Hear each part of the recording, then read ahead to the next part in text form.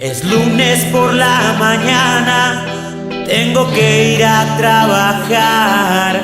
Me levanto de la cama, el día va a comenzar. Llevo ya varias semanas que quisiera renunciar, pero tengo una familia y tengo que aguantar.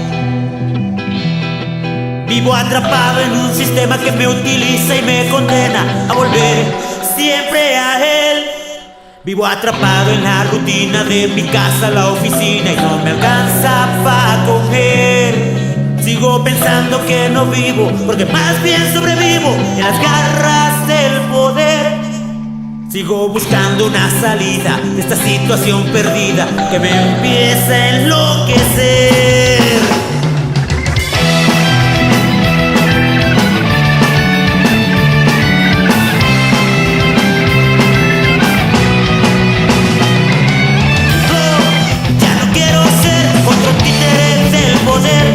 Profesionista, desempleado, un obrero mal pagado, tirar mi vida en la TV.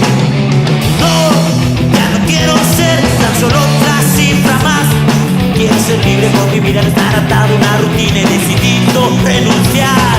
Renuncio, yo me largo de aquí. Renuncio, camino con libertad. Renuncio, desde hoy empiezo a vivir. Ya no seré uno más. ¡No!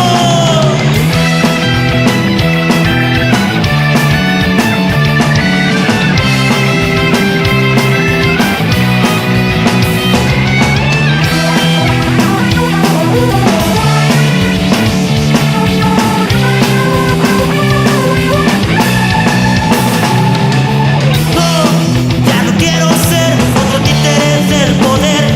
Profesionista, desempleado, un obrero mal pagado, tirar mi vida en la TV. No, ya no quiero ser tan solo otra cifra más.